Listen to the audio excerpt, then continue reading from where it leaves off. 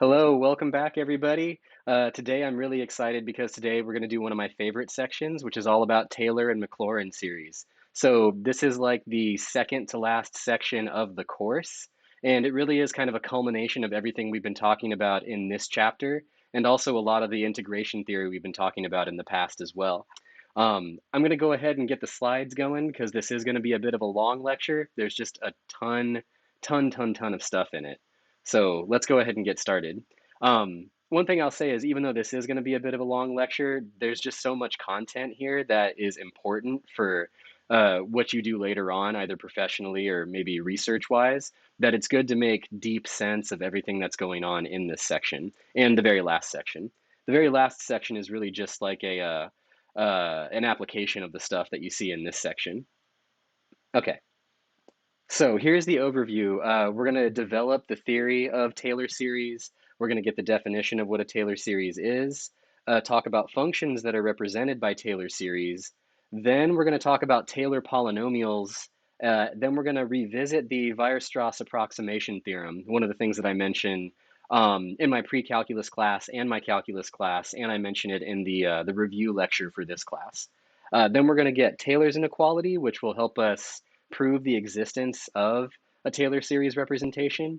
We're going to get some Taylor series of important functions. A couple of them you want to kind of know, in particular like sine and cosine. We'll see how you can get new Taylor series from old Taylor series, talk about evaluating integrals as well as limits using Taylor series. And we're going to actually skip this part, but if you're interested, you can read about it in the book.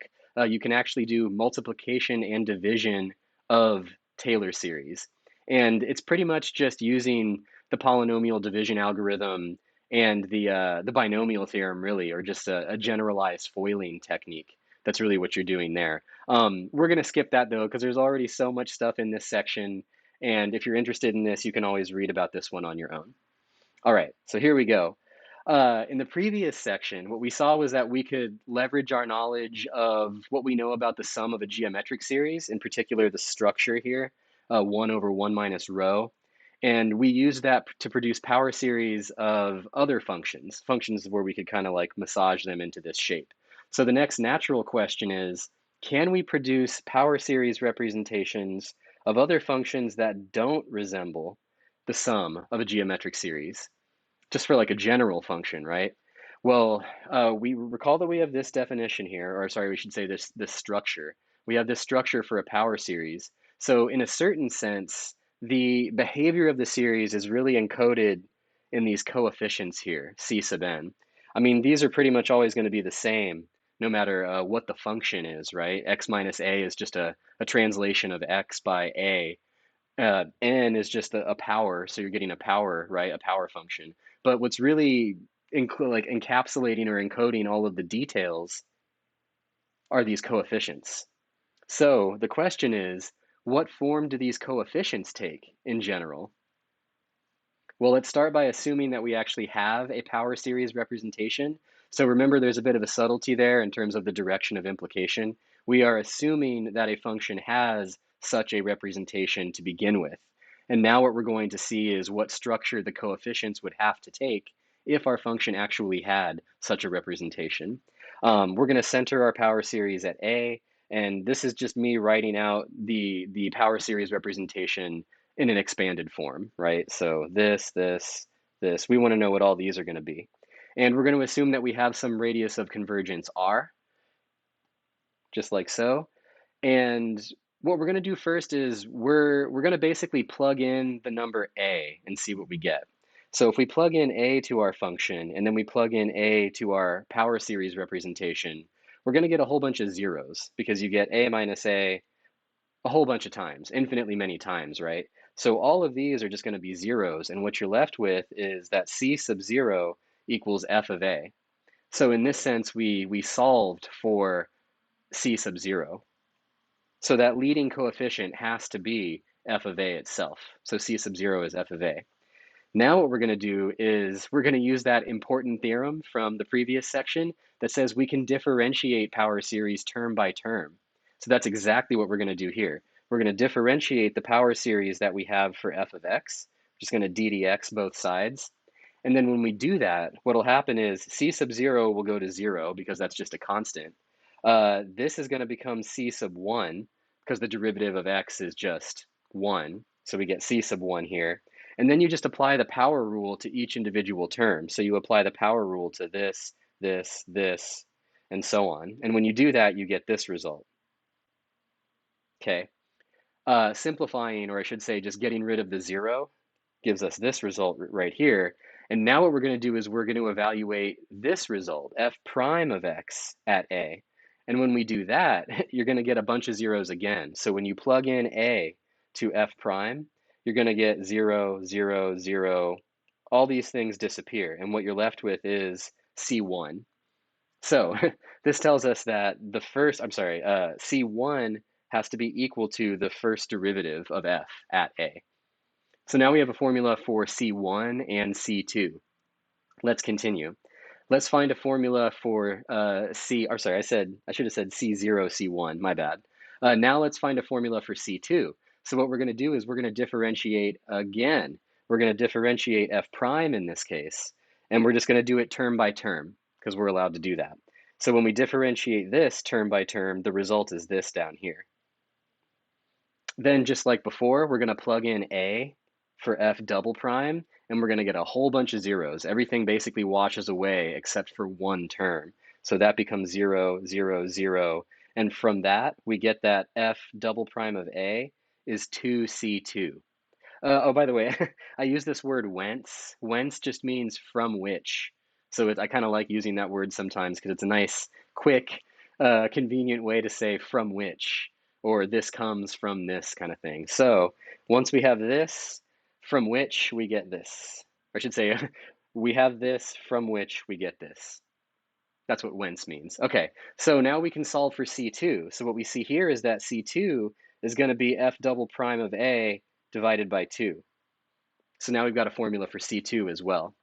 Then we're going to continue again. We're going to differentiate f double prime, do the same thing, differentiate term by term, plug in plug in x equals a, and then what you get is that f triple prime is equal to this, 3 times 2 times C3. So that means C3 is going to be f triple prime of a over 3 times 2. That's the formula for C3, right? Maybe now you can kind of see the pattern. If you continue inductively for n derivatives, what you get is that the nth derivative is just going to be this times this times this times this times this times this times c sub n. But this function, or I should just say this expression right here, that's factorial. That's n factorial. So what you end up with is n factorial times c sub n, just like so. So what this does is this lets us solve for a general form of the coefficient c sub n. So divide both sides by n factorial. Oops, that's a factorial. And then what you get is this, that c sub n is equal to the nth derivative of f evaluated at a divided by n factorial.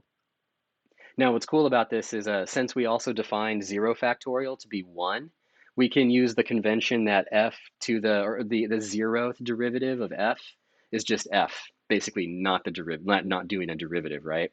So this formula also holds when n equals 0, and then we get the following really beautiful theorem. Here it is. So suppose f has a power series representation at a with a radius r. So in other words, we can write our function f as this power series. Then it must be the case that the coefficients of the series are given by this formula. And so on this open interval of convergence, we can write f of x equals the sum from n equals 0 to infinity, nth derivative of f evaluated at a divided by n factorial times x minus a to the n. And voila, this is the general structure that we were looking for. That's the general structure. So this is what we define as a Taylor series. So the Taylor series of f is this series right here. And it's the Taylor series centered at A. So remember, these things do have a center, and you can move that center around. But what's really amazing about this is we've basically found a general form for these coefficients. So if you have a function that has a power series representation, then it must have this structure. And this is what we call a Taylor series centered at A. Cool stuff. One thing I will say is I'm going to throw up the thinker here because I want you to just kind of look at this and ponder it for a minute, and then I'll add a detail in just a moment.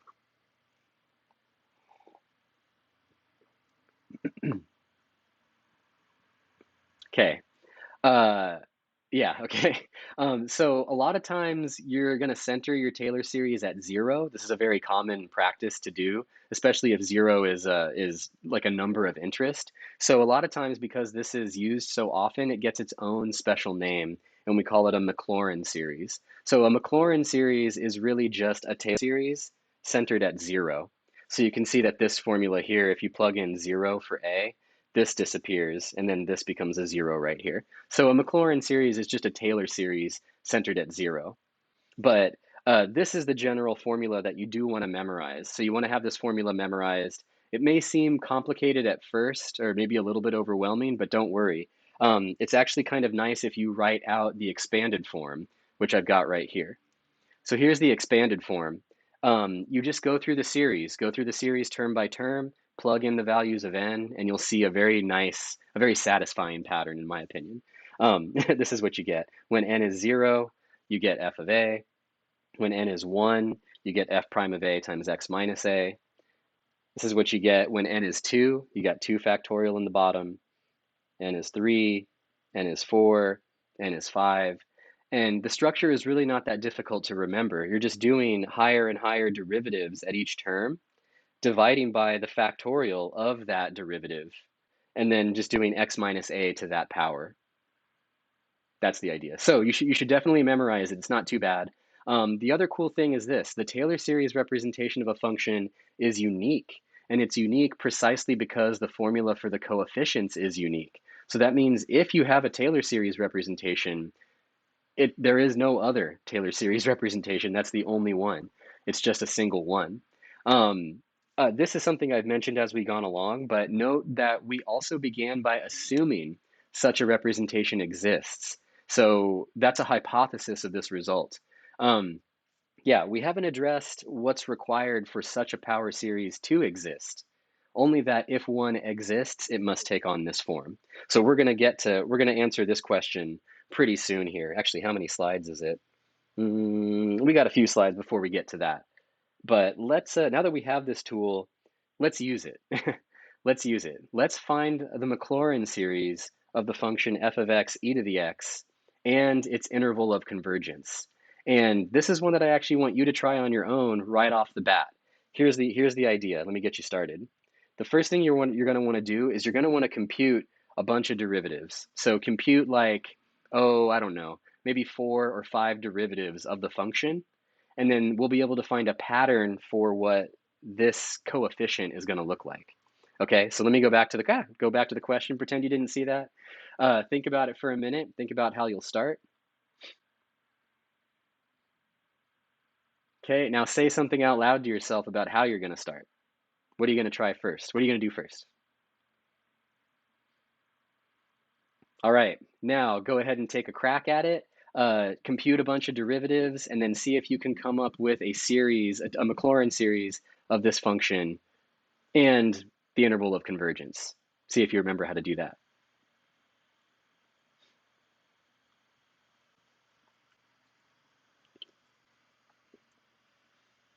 All right, now let's take a look and do it together.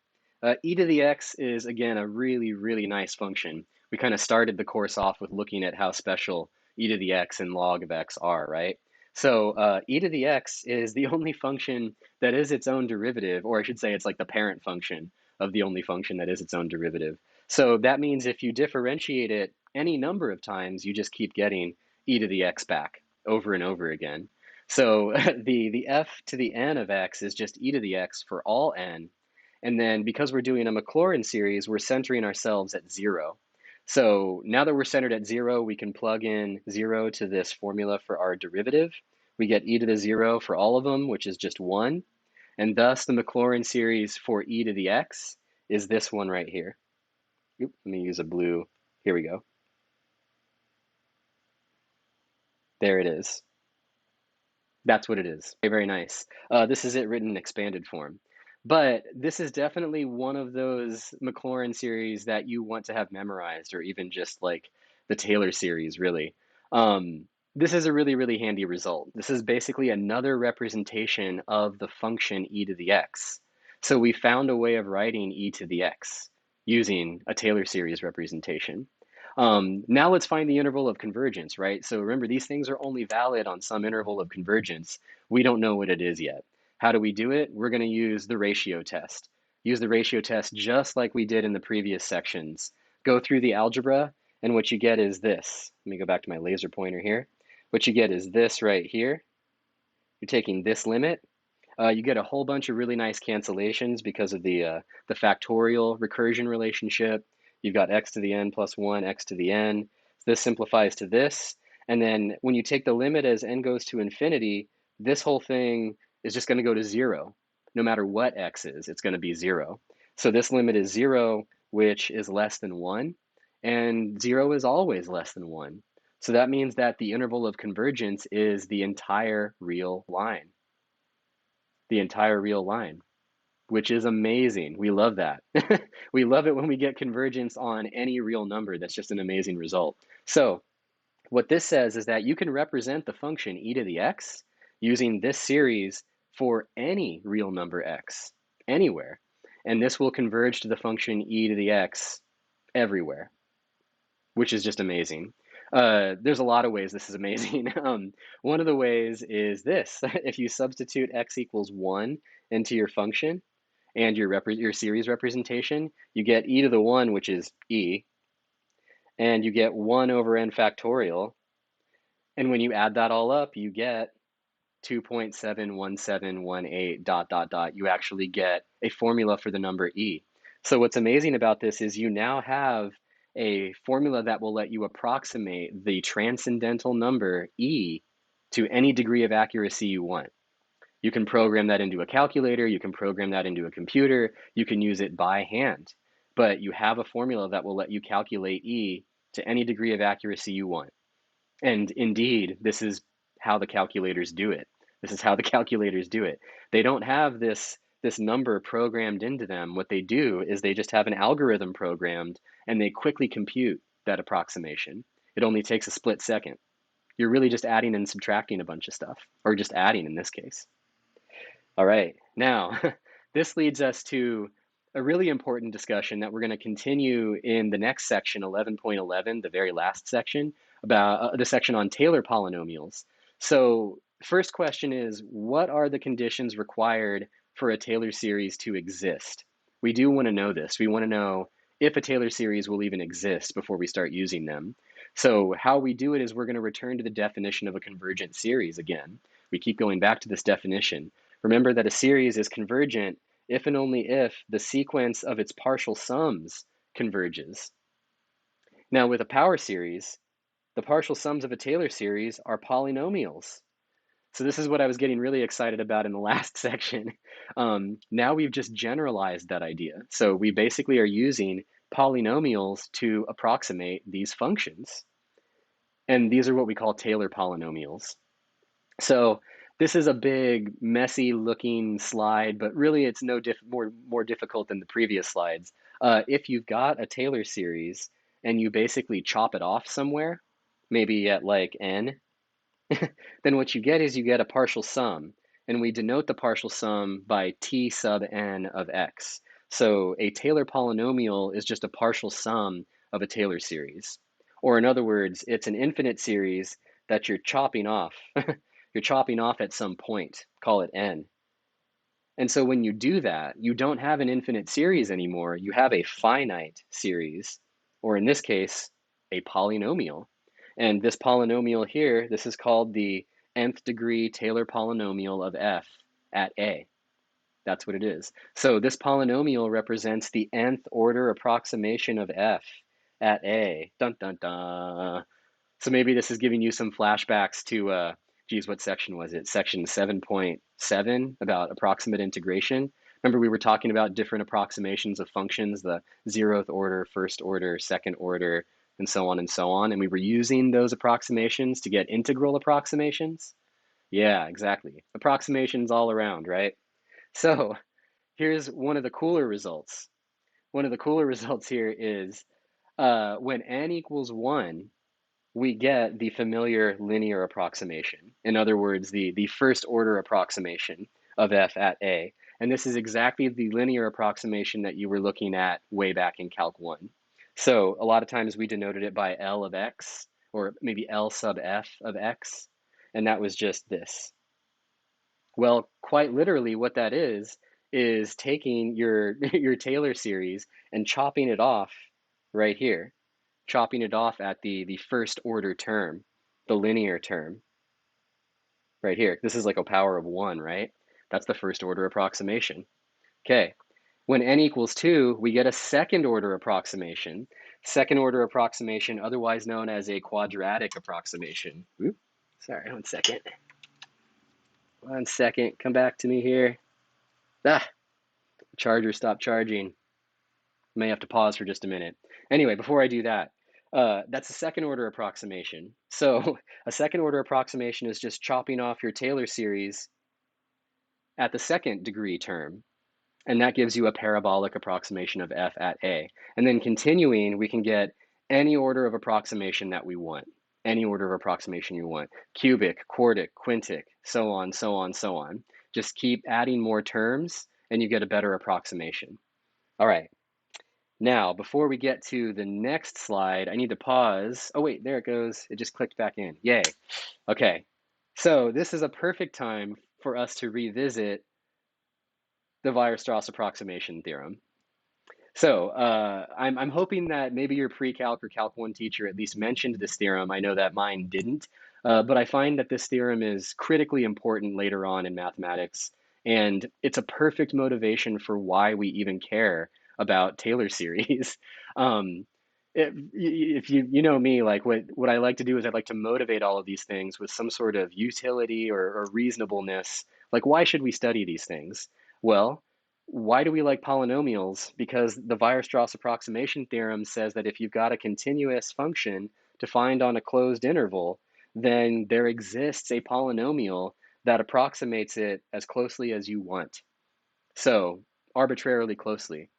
If you've got some crazy continuous function on a closed interval, well, guess what? There exists a polynomial that approximates that crazy continuous function as close as you want. You just have to be willing to accept a tiny bit of error. And if you're willing to accept a tiny bit of error, then you can just work with the polynomial instead.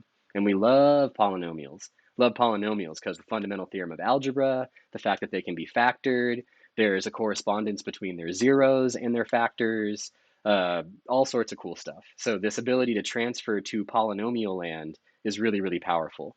What's also cool is that a common proof of this theorem, so the proof that you see in like Foland's book, for example, uses the Taylor series representation for the function square root of 1 minus x.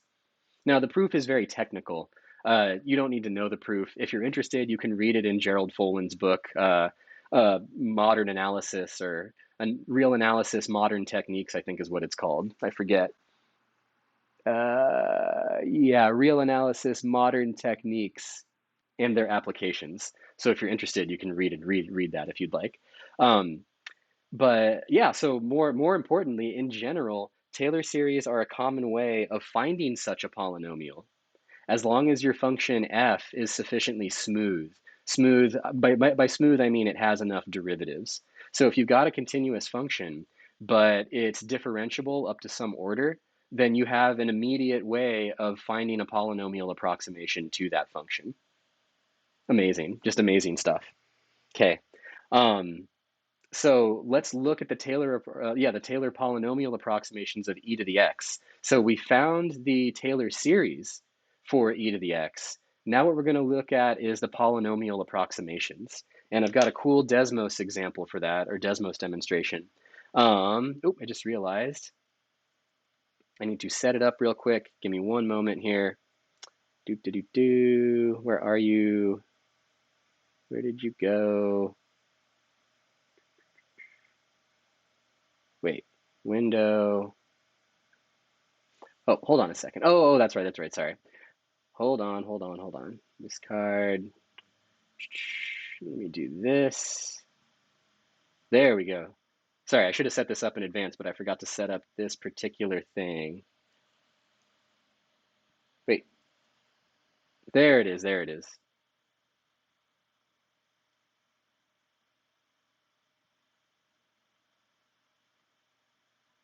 Where are you? Oh, there you are. Chrome, come back to me. Ah, okay, there we go. Sorry for the delay. Here you go. That gives you a chance to open it up on your own so you can play around with it too. Here we go. So, perfect. All right. So this is actually that same Desmos demonstration that I pulled up in section 11.9. But now what we're going to do is we're going to look at some of these other functions. So what I have on this demonstration is a bunch of different functions, e to the x, sine of x, and the square root of 1 minus x, the one that's actually used for the proof of the Weierstrass approximation theorem. So let's explore e to the x. Now, e to the x is this red curve right here.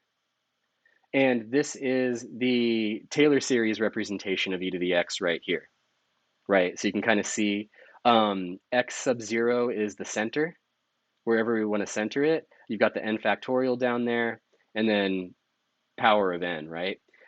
Here, d is the degree of the polynomial. That's why I chose to use the letter d.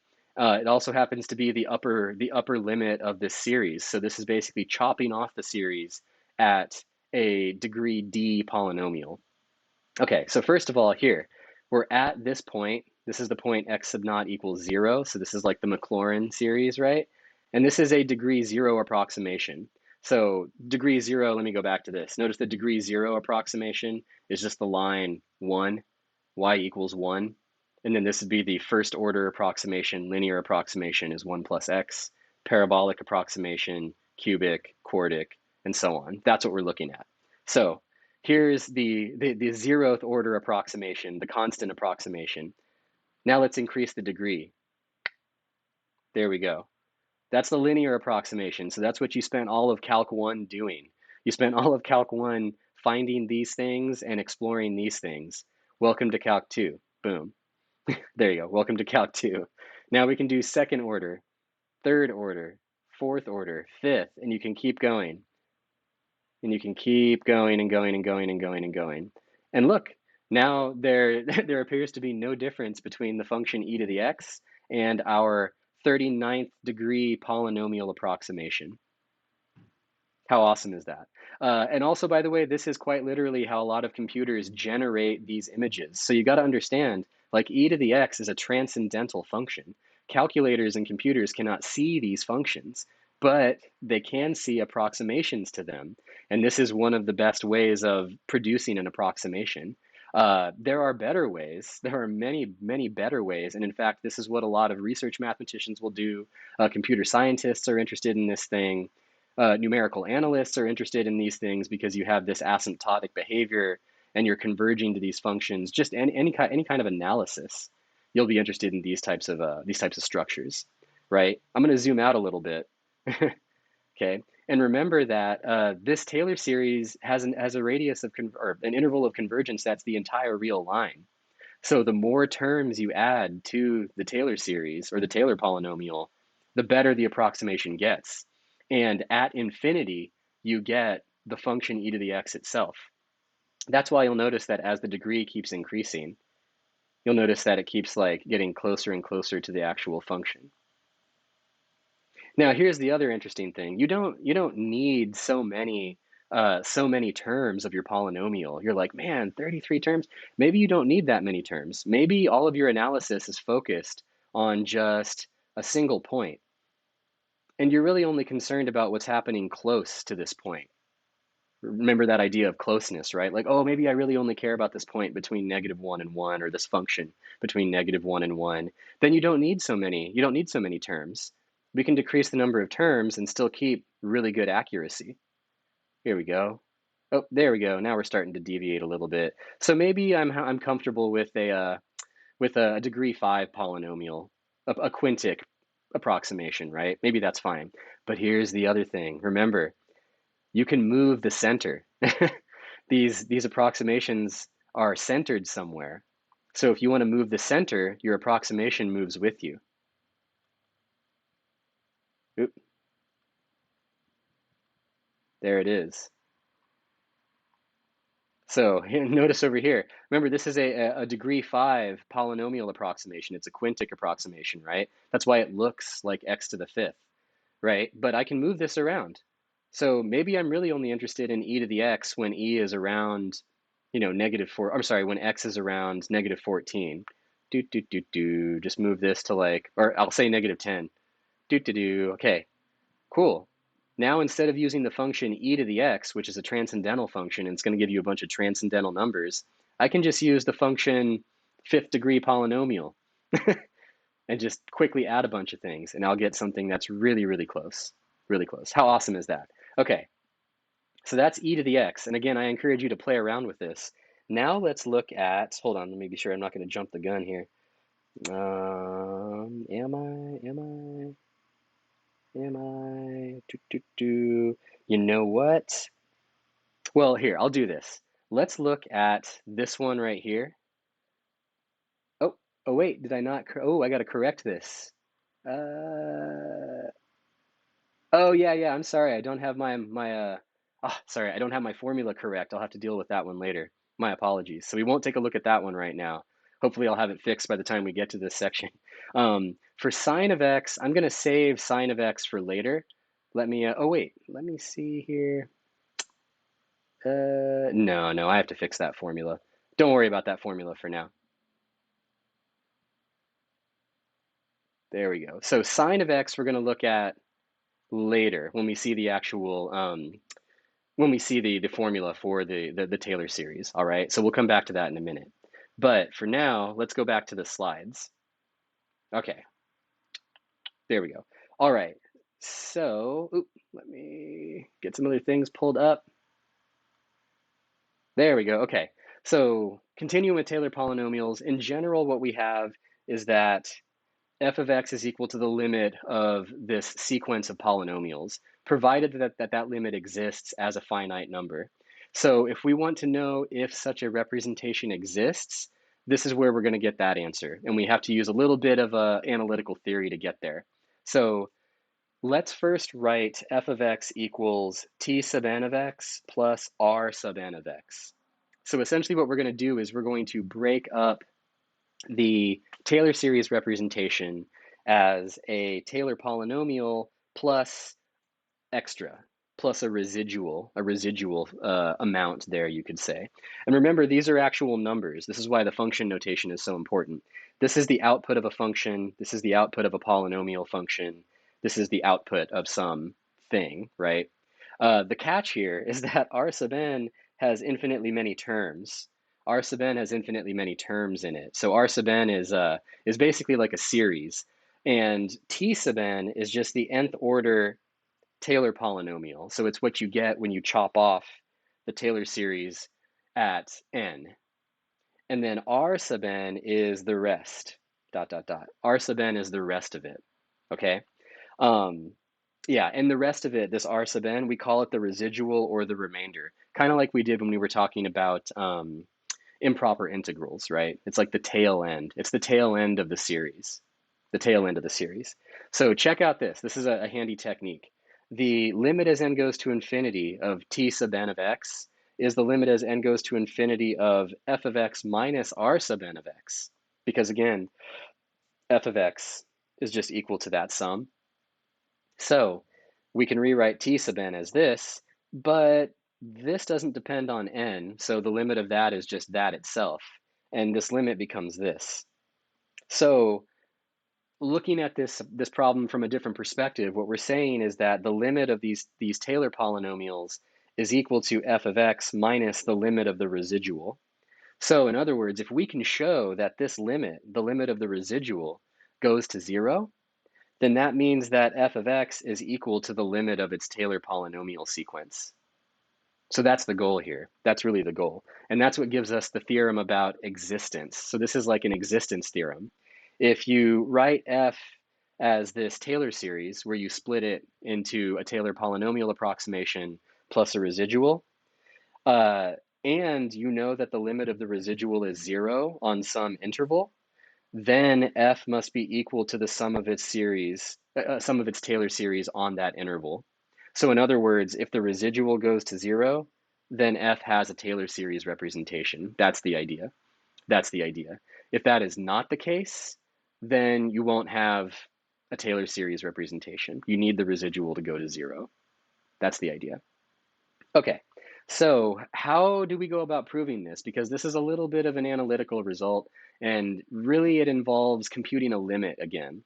So this is one of the reasons you spend so much time in Calc 1 learning about limits, because now we use the concept of a limit so rapidly and so often, and it comes up so frequently that you really do want to be comfortable with it. So how are we going to show that these things are going to zero? Seems difficult. Seems difficult to do. Well, there's another theorem that can be really handy. In particular, it's an inequality. So we have the following powerful theorem that can really, really help us determine if a residual is going to zero or not. So here's what it's called, Taylor's inequality. Nicely named, right? So given this Taylor series, if there exists a positive number d, not necessarily r, but d, such that the n plus 1th derivative of f is bounded in size on this interval, then the residual, the rest of the Taylor series, has to satisfy this inequality for all x that satisfy this condition here. So I want you to look at this and ponder this for just a minute, and then I'll comment a bit more. Just read it out. Actually, here, let me do this. Here we go. Read it and say it out loud to yourself, just to kind of make sense of the pieces, and then we'll talk about it.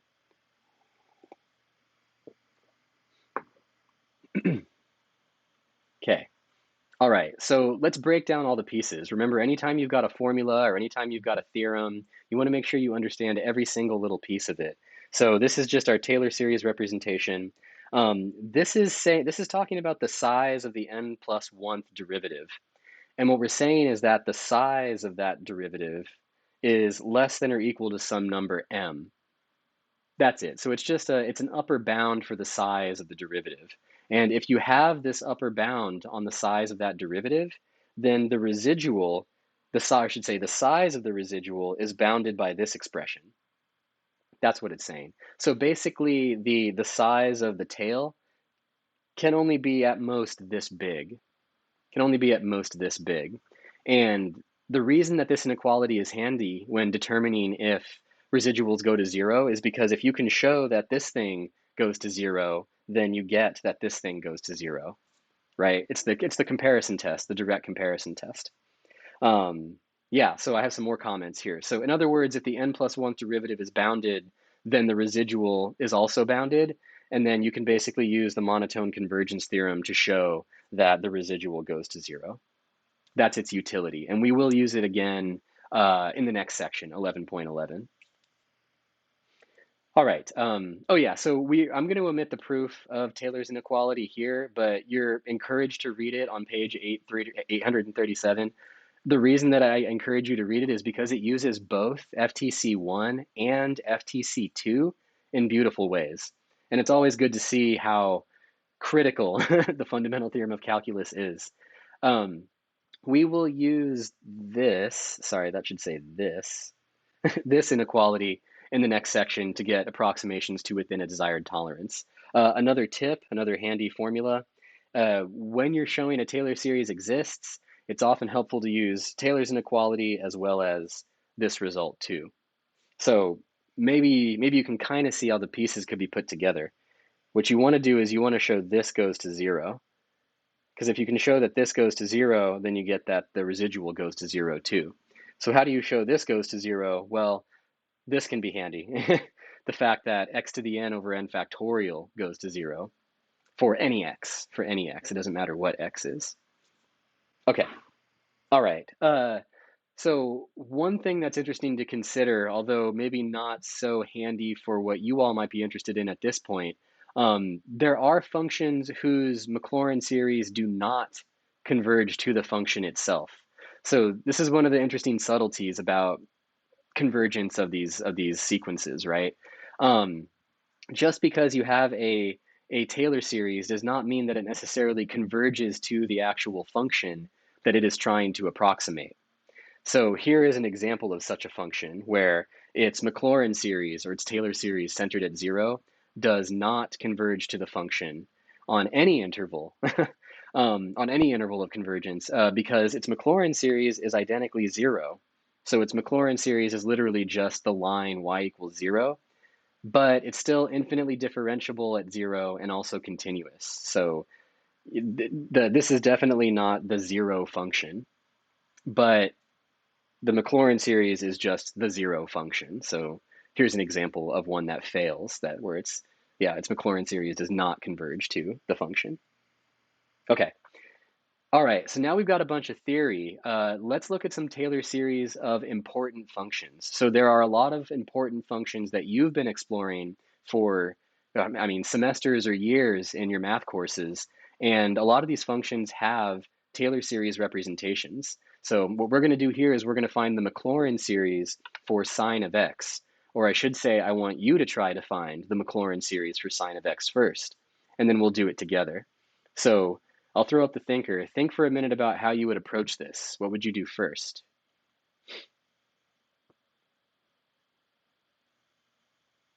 Okay. Now say something out loud about what you could do to get started, and then I'll give you a hint. Right. Now break out a pen and paper or whatever and try to work it out. My hint is first compute a bunch of derivatives. Compute like the first 5 derivatives of sine. All right. Start with that, and then think about what you have to do next.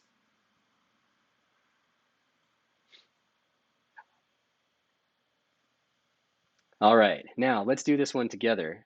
Again, when you're computing these series, a good first step is to compute a bunch of derivatives, which you are all experts at now. So here's the first, I did the first 4 derivatives. Oh, remember this is like the 0th derivative of f. The 0th derivative is just the function itself. All right, so here's the function. Its first derivative is cosine, second derivative is negative sine, third is negative cosine, fourth is sine. And if you took my Calc 1 class, this is something that you actually had to compute. I had you compute the 99th derivative of sine, and you saw the pattern. You were able to like detect the pattern there. So once you compute the derivatives, then you evaluate all the derivatives at your center.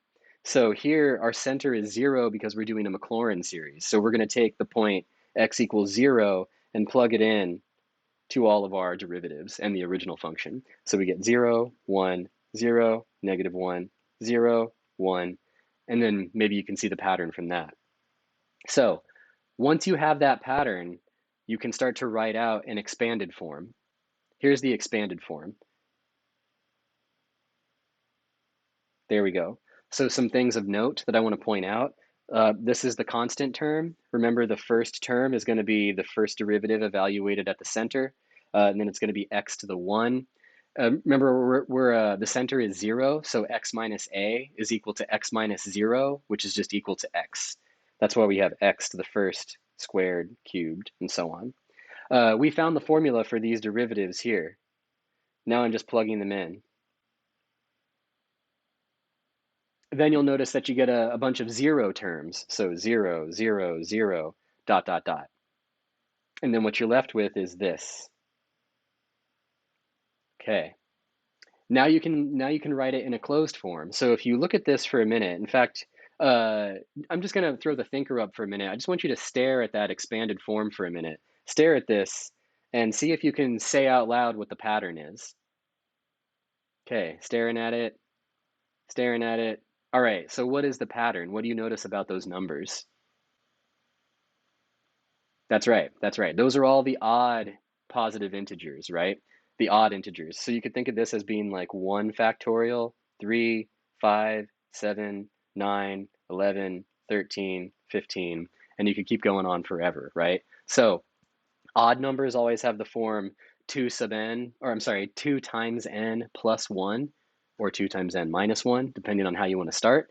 And that's pretty much it. The other thing is there's an alternation. So notice there's an alternation, positive, negative, positive, negative, positive. So we need an alternating factor, alternating factor. It starts positive, so we need this to be positive on the first index, which it is. And then we just have x to the odds over odds factorial. That's this piece right here. Boom. So that is the Maclaurin series for sine. Boom. How cool is that? How cool is that? Ratio test reveals that the interval of convergence is the entire real line. So here's another amazing function whose Taylor series converges to it everywhere at any given x. So if you ever want to deal with sine of x, you could instead just deal with this Taylor series and just treat it as a bunch of sums and differences of simple terms. And in fact, that is what calculators do. Now, here's where I'm going to pull up that Desmos example again. So let me go ahead and switch to that. Let me switch to that. There we go. Pull it up there. Ah, we're back. Okay. So the black curve here is the sine function, the good old sine function that everyone loves. You're very comfortable with it, I'm sure. And let me show you the formula. Oh, that's right, that's right. I used a more complicated formula just to get something a little bit easier. Don't worry about this. Pretend you can't see this one. Pretend you can't see that one. But this is sine of x. All right. So now let's look at the approximations. So currently we have a 0th order approximation at the point 0, meaning a constant approximation. Now, degree 1, we get a linear approximation. And again, this is something that hopefully you did back in Calc 1. I know that in my Calc 1 course, you explicitly compute the first order approximation of sine at 0. And it looks exactly like this. It's just the line y equals x, right? And in fact, if I go back to the slides, let me go back to the slides for just a moment here. Look, oops, there it is. It's right there. So that's the first order approximation, sine of x equals x. Cool stuff. All right, now let's do the second order approximation. What happens when d is equal to 2? Ooh, notice that there's no change there, right? There's no change in the approximation. That's because if you remember, the degree 2 term in our formula had a coefficient of 0. There it is, coefficient of 0.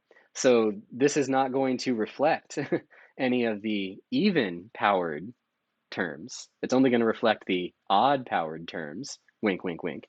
Okay, now let's go back to this. Let's do the third degree. There it is. Now we've got a cubic approximation of sine. And now let's keep going. 5th, 7th, 10th. I'm just kind of jumping through. I should say 10th. I should say 9th. There you go. 9th, 11th, 13th, 14th. Oh, and look at that. As I increase the degree of the polynomial approximation, it just starts to look like the curve. Just starts to look like the curve. And this is realistically, this is precisely what these computers are showing you. They're showing you polynomial approximations because as long as you have enough terms, the approximation is almost indistinguishable from the function itself until you start zooming out. And then you start zooming out and it doesn't agree, right? Now it doesn't agree. Oh no, oh no, I need more terms, more terms, more terms. Whew. Okay, there you go. Now it looks the same. Very, very cool stuff. Okay, so let's go back to this for a minute. Okay, now that we've got the Taylor series representation for sine, or the Maclaurin series for sine, I should say, let's look at, or sorry, let's find the one for cosine. Let's find the one for cosine. And rather than send you off on the on this uh, this one we're going to do together. I'll just say it like that. This one we're going to do together. And the reason is this. You might be tempted to start computing a bunch of derivatives for cosine, which you could do. You could do the exact same process that we did before and just compute all the derivatives of cosine and add them up, evaluate them at the appropriate number and so on, 0 in this case. But remember, we have that important theorem that says that we can integrate and differentiate Taylor series or power series term by term. And what do we know about the derivative of sine? That's right. The derivative of sine is cosine. So rather than go through the process of recalculating the Taylor series from scratch, or the Maclaurin series from scratch, we can just take the Maclaurin series for sine and differentiate it term by term. And there we go. Okay, let me do this real quick. There it is, yeah. So we know that the derivative of sine is cosine. So we're just going to deriviate. We're just going to differentiate all these terms term by term. That's all we got to do. Okay. Uh, I'll say this. This one is actually easier to do using the expanded form, I think. Just differentiate these term by term, and everything comes out quite nicely. So derivative of x is 1. Use the power rule on this, and what'll happen is a 3 will come down, and it'll cancel with a 3 in 3 factorial, and so you're just left with 2 factorial. Same thing for 5. The 5 will come down, and it'll cancel with this 5, and you're left with 4 factorial, and then 6 factorial, and so on. And then, voila, there it is. That's the formula for cosine. That is the formula for cosine. Here you go. So these are two Taylor series that you really should memorize. You kind of want to be able to pull these out of your pocket at a moment's notice, and don't be overwhelmed. Don't feel overwhelmed because you might be like, OMG, how am I going to actually like memorize all this stuff? Just remember some basic properties of these functions. So notice that, or I'll say this. Look at this note. Remember that sine is an odd function and cosine is an even function? Well, look at the Taylor series representations. Look, sine is all the odds, and cosine is all the evens, right? Remember x to the 0. Remember x to the 0 is 1, x to the 0. This is precisely because sine and cosine, this is precisely because sine is an odd function and cosine is an even function. And what's happening is that behavior is literally coming out in the Taylor series representations. That's also why when we were looking at let me do this. There. It's also why when we were looking at this thing, we didn't get any change for even even approximations for sine because sine's an odd function. It's an odd function. So between 4 or 3 and 5, here we go, 3, there's no change from 3 to 4 because you need odd polynomials to approximate an odd function. And you need even polynomials to approximate an even function. And so that's why sine looks like this. There you go. Okay, let's get back to these real quick. All right. Okay, so how do you remember these by heart? The easiest way is this. Just remember that sine is odd, so it's always going to be all the odd powers. X to the 1, x cubed, x to the 5th, x to the 7th, x to the 9th, x to the 11th. Then just remember that it alternates from positive to negative. And that's pretty much it. That's pretty much it. X to the 1 over 1 factorial minus x cubed over 3 factorial plus x to the 5th over 5 factorial minus x to the 7 over 7 factorial. And that's how you remember it. How do you remember cosine? You basically do the shift. You do all the evens instead. X to the 0 over 0 factorial. X to the 2 over 2 factorial. I should minus x to the 2 over 2 factorial plus x to the 4th over 4 factorial minus x to the 6th over 6 factorial. Why am I using all the even numbers? Because cosine's an even function. That's it. How cool is that? How awesome is that? I love that stuff. Okay. All right. So moving on. Let's find the Maclaurin series for this function. This is a really interesting one. So this is 1 plus x to the alpha. That's the Greek letter alpha, where alpha is any real number. So alpha can be any real number here, okay? It could be 1, it could be 2, could be pi, could be e, could be 1.3, could be 29 sevenths, could be anything you want. So how do you do it? Your first step is compute a bunch of derivatives. Always start by computing a bunch of derivatives, and we're going to do the Maclaurin series, so we're going to center ourselves at a equals 0. Here we go. So, original function, here's the first derivative, and this is just using the power rule for derivatives. Remember that? Power comes down, subtract 1. And this is one of those situations where I don't want to simplify. I'm going to leave things unsimplified so that way we can see the pattern and the structure that's coming out of this. So, second derivative, bring down the power and multiply again, subtract 1. So you get this times this, a minus 2. This time alpha minus 2. This times this, alpha minus 3, and so on. And you keep going. And then what you find is that a formula for the kth derivative is alpha factorial over alpha minus k factorial times 1 plus x to the alpha minus k factorial. That's what it is. This division right here is coming from, what is it? Not needing a whole bunch more here. So there's basically some that you're chopping off because the numerator here is basically alpha factorial.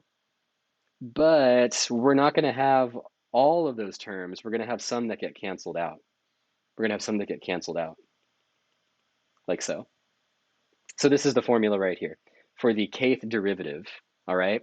Now we evaluate at our center, x equals 0. So plug in 0, and what you get is this, boom. There it is. So the coefficients take on, or I should say that the derivatives, not the coefficients. We haven't computed the coefficients just yet. But the derivatives at 0 all take on this form right here. Now we can get our formula. Here it is. So here is the formula for the derivatives that we just computed. And then here's that extra factor of k factorial that you need from the formula for a Taylor series. But maybe for some of you this is familiar. This is just alpha choose k. So this is the formula for the binomial coefficients. So it's literally like alpha choose k from the binomial theorem. And this is what we call the binomial series. This is the binomial series. So this function is equal to the binomial series. That's its Maclaurin series is the binomial series. It converges for all alpha in R as long as the size of x is less than or equal to 1. That's what it is. When alpha is equal to n, so when alpha is equal to like a positive integer, it becomes the classic binomial theorem that you see back in pre-calculus. At least at SMC, it's the very, very last section of pre-calculus that you see. Yeah, but there it is. There it is. Just cool stuff. So much cool stuff. All right, so there's a whole bunch of these important functions. You don't need to have all of them memorized, but honestly, at this point, there's a few that you probably already have memorized. This one is one we've been working with for a couple sections. E to the x is not so bad. We saw how to memorize sine and cosine.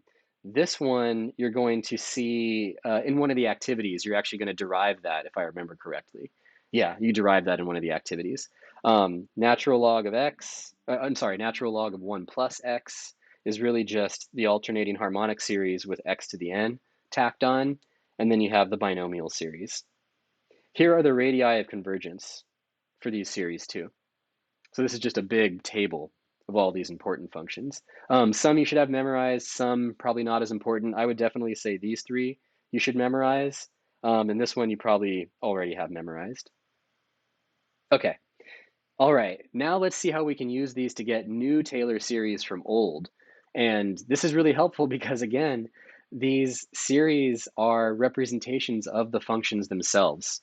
They're representations of the functions themselves. So if you have that Taylor series representation, you can find a Taylor series representation for manipulations of the function. Manipulations of the function. So this is one I want you to try on your own. So I'll throw up the thinker for a minute and ask, if you know the Taylor series or the Maclaurin series for cosine, how would you find the Taylor series or the Maclaurin series for cosine of 1/4 x cubed? Think about that for just a minute. Don't do a bunch of grunt work. Don't do a bunch of dirty work. Use the tools you already have. All right. Now, say something out loud to yourself. What's a way you could find this Maclaurin series? Maybe a shortcut. All right, now try to work it out on your own. Try to work out what the Maclaurin series is. There's a bit of algebra involved, but it's not too bad. Just write your work carefully as a chain of true equalities, and it'll lead you to down the right path.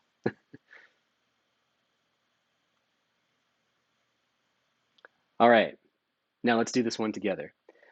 We don't need to start from scratch. So if you're starting from scratch, you're doing more work than necessary at this point. We already have a Maclaurin series representation for cosine.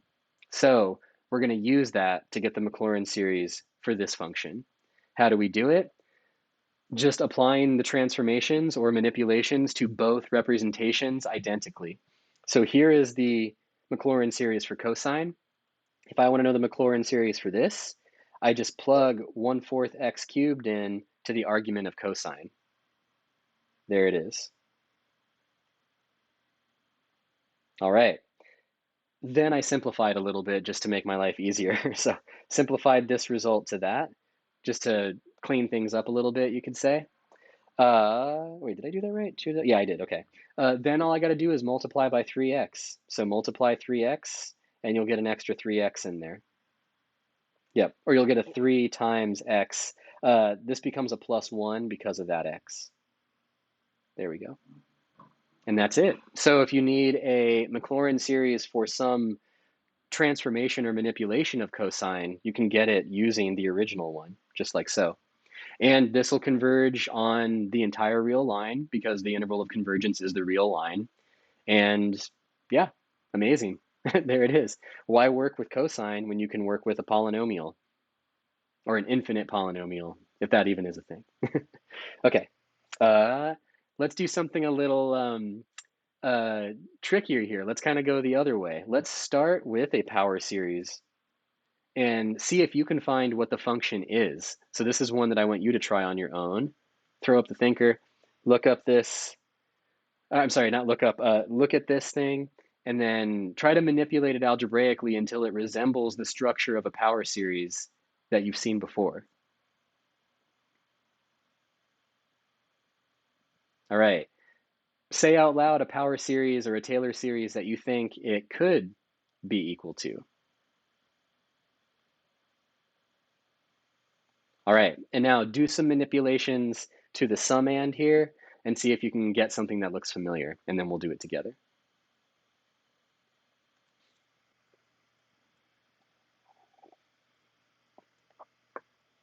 All right, here we go. Okay, all I'm really doing here is just some algebra. So algebra and pattern recognition. There's not too much going on here. All I did was I rewrote the numerator here like this, right? Notice this is -1 to the n, and we have 2 to the n, x to the n. Properties of exponents say that we can combine all these factors and raise it to a single power of n. Just basic properties of exponents, right? But now look at the structure. This is something to the n over n factorial. But that structure is the structure of the Maclaurin series for e to the x, literally.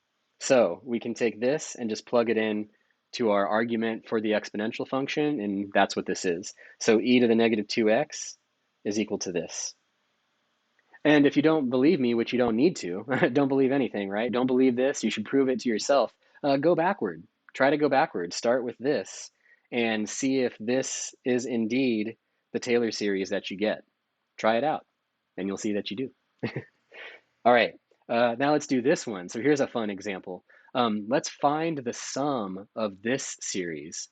So sometimes when you're out in the wild, you might actually discover a sum, or I should say a series that you're looking at or working with, but you only have a bunch of the terms. What is it, was it equal to? Can you find what it actually adds up to? Well, take a look at this one for a minute, think about it, and try it on your own. What patterns do you see?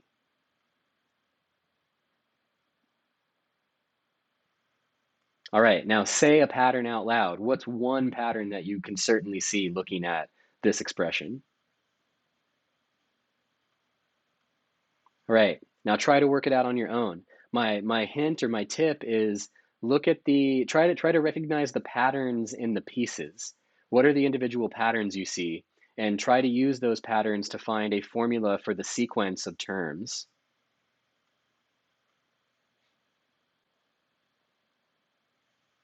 All right, now let's work on it together.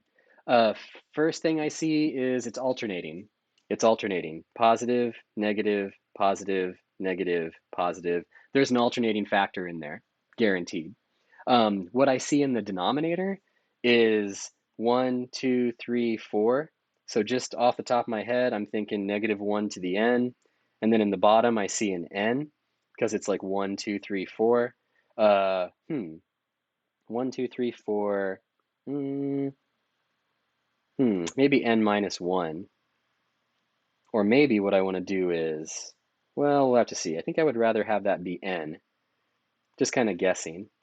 So maybe what I'll do is this, this, and then down here I see powers of 2.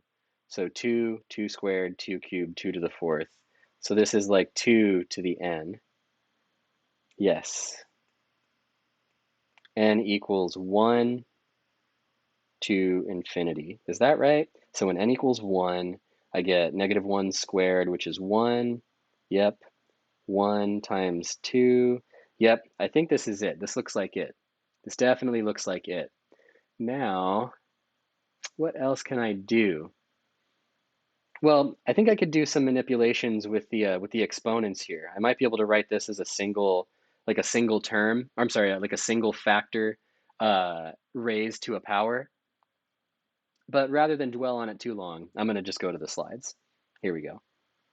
Nice, nice. Okay, so it's kind of similar to what I was guessing. Notice here, I did n plus 1 instead of n minus 1, but that's okay. That'll still keep the alternation correct. It'll keep the alternation accurate.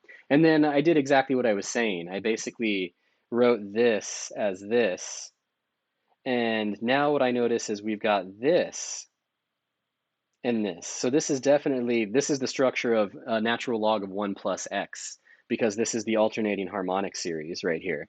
Alternating harmonic series, and then we've got x to the n. So this is just ln of 1 plus x evaluated at x equals 1/2, which gives us ln of 3/2.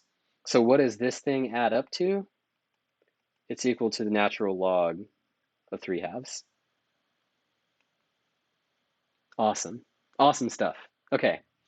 All right, what's next?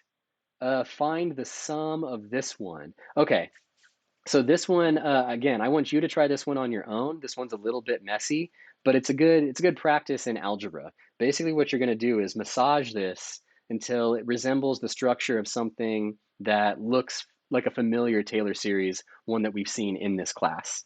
All right, or in this lecture, in this particular lesson. So let me throw up the thinker and the writer outright. Try to work it out on your own, and then we'll do it together in a moment.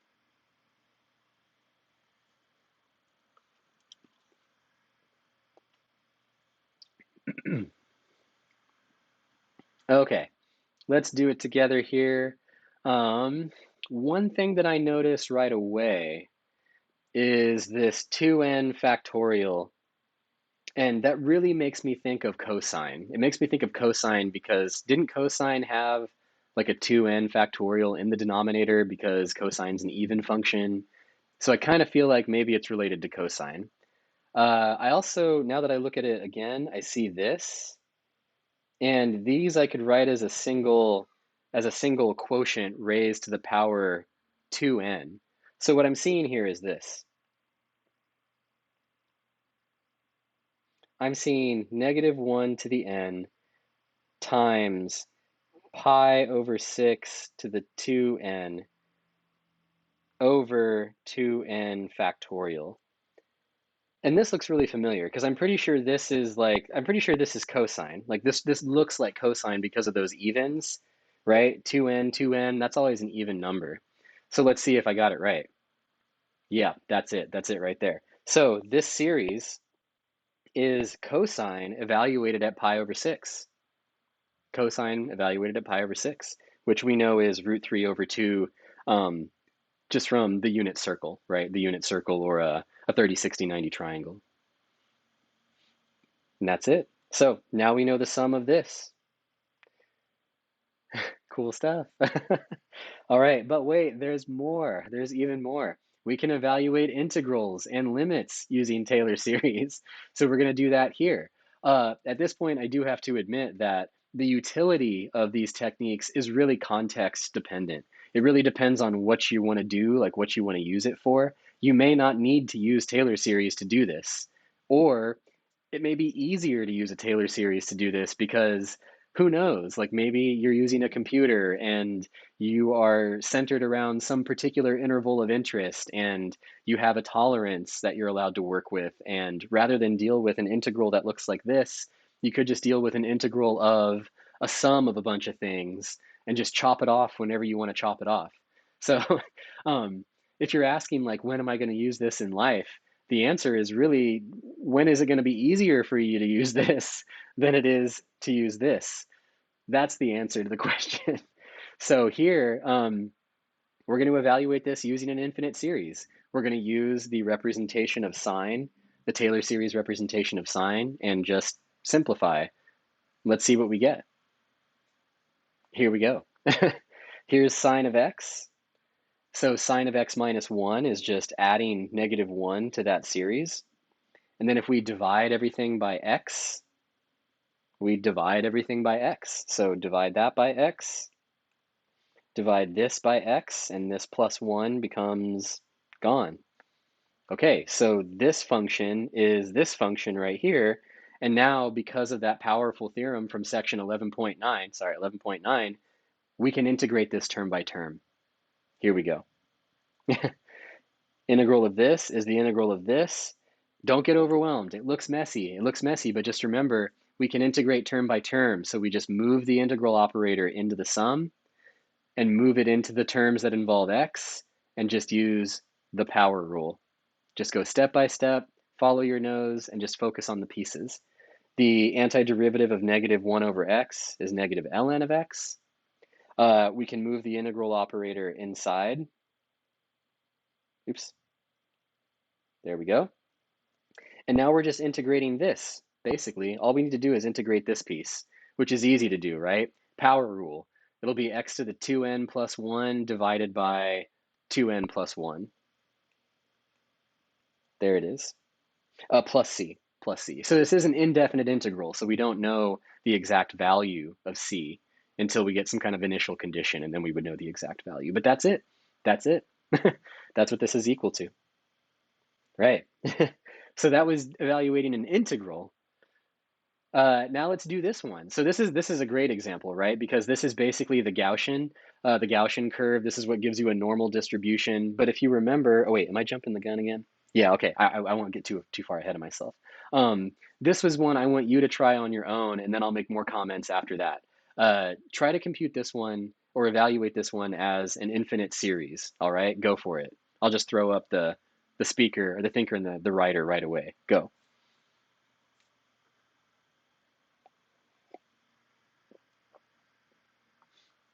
All right.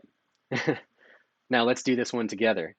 We're going to use the Taylor series representation of e to the x.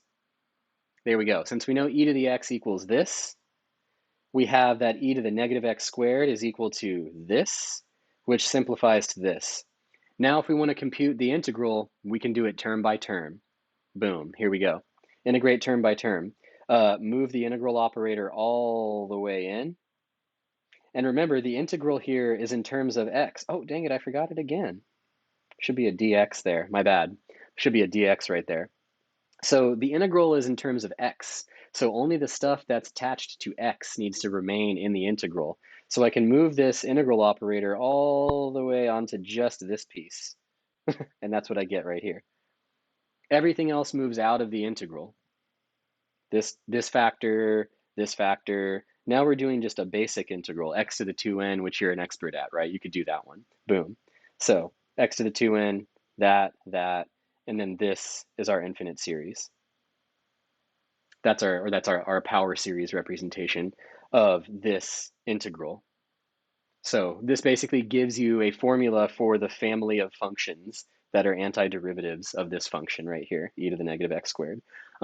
So what I was going to say before I didn't want to get ahead of myself, remember that this integrand, this function, doesn't have an elementary antiderivative. So you can't evaluate the integral using FTC2. This is one of the examples that you see back in Calc 1. You can't do, or even earlier in this class, you can't do a substitution or do a manipulation that will give you a formula for the antiderivative of that. This is something that gets you close, right? This thing gets you at least close to it. But here's the cool part. We have a series representation now that doesn't involve any integrals whatsoever, just sums and products of power functions. So we're just adding up a bunch of power functions now. So as long as our analysis is restricted to some interval, we can do all the analysis we want. and we can get exact results or approximate results. We can touch this integral now numerically. We have the ability now. So let's try it. Let's try it. Let's approximate this definite integral to within a tolerance of 0.001. So accurate to 2 decimal places, right? Well, here we go. We already have a Taylor series representation of this integral, which is this. Remember, we can take c to be 0 since it'll just wash out once we use FTC2. Now all we need to do is evaluate this series at 1 and 0 and then see what we get. So if I plug in 0 for x, it just cancels out everything. So we get a -0 for the second set of terms. Now when I plug in x equals 1 to this, the numerator just becomes 1 for all values of n. So then you're just adding up a bunch of numbers. All right, add up a bunch of numbers, and I'm going to chop it off right here. You might be able to see why I'm going to chop it off right there. Let me give you a second to think about it. Why do you think I'm going to chop it off right about here? Does the structure look familiar? It's an alternating series. It's an alternating series. So remember, we have an alternating series, and because these terms are decreasing and going to 0 and positive, except for the alternating factor, the alternating series estimation theorem applies. The alternating series estimation theorem applies. And the alternating series estimation theorem says that the error involved in this computation is less than the size of the first neglected term, which is this. And the first neglected term is this, and the size of it is equal to that, which is certainly less than 1,000th, which is equal to that. So that tells us that this approximation is exact up to 2 decimal places. If you want more accuracy, add more terms. If you have a tighter tolerance, add more terms, and you can get there. And you can continue to use the alternating series estimation theorem to get an upper bound on the error, which is also amazing. Just so many cool things, so many cool things. All right. But there's more. But wait, there's more. We didn't talk about limits yet. We didn't talk about using these to evaluate limits yet. So now let's evaluate the limit as x goes to 0 of this function using a Taylor series. All right. So by now you're probably like, oh, MG, like just so many things, so many things. We're really just using the same series over and over again, but in different ways. That's the coolness about this. You can use these series representations in whatever context you need to use them. Who's to say what context is going to be important to you? It really just depends on you and what you're doing. So you can use these to evaluate limits even. How do we do it? Just plug in the Taylor series for e to the x. Oop, come on. There it is. There it is. And so yeah, this one is a little bit of a cooked up example. So I have to make this admission at the very beginning. Outright, the series is of an indeterminate form 0 over 0. So we could just use L'Hopital's rule, but let's use the Maclaurin series just to see that we could actually use it. All I'm doing is I'm going to replace e to the x with this, with its Maclaurin series representation. But the reason this is nice is because you get some cool cancellations. So here we have e to the x minus 1 minus x. Here's e to the x minus 1 minus x. But check it out. The 1's cancel. The x's cancel. And so then what you're left with is the rest of this series divided by x squared. And that's what we have right here. Okay? But when we divide the rest of this series by x squared, you get a bunch of cancellations. X squared, x squared. X squared, x cubed becomes x. X squared, dot, dot, dot. And so then you're left with this. So this series is this function right here. Now we can take the limit. And what you'll notice is that the limit is simple. So we take the limit as x goes to 0. All of these terms have a factor of x in the numerator. So they all go to 0. And what you're left with is just 1/2, 1 over 2 factorial. That's it. So this is an example of how you can use Taylor series and limits together. I should have added another slide at the very end, but instead what I'll do is I'll flash all the way back to the very, very beginning for a minute. Boom. Remember, there's also this that you can do. So I omitted this from the lecture, but you can do multiplication and division with these Taylor series. And if you're interested, you can read about it in the book. Quite literally, it's just doing polynomial long division for division and general distribution for multiplication. But you're just literally multiplying series, and that's what you get. All right. So I'll leave that for you to read about. And on that note, let's play. So that's it. That's the end of Taylor series, at least for now. In the next section, we're going to talk about Taylor polynomials. So I hope you enjoyed this a bit. I know this is a long lecture. I think this might actually be the longest lecture, but it's an important one. So it's worth taking the time to just grok and make sense of and think about and so on. In the next section, what we'll do is we'll explore Taylor polynomials a little bit more, but it's a much shorter section, so that'll be nice. All right, enough of my rambling. Thank you all again for listening, and I will see you next time.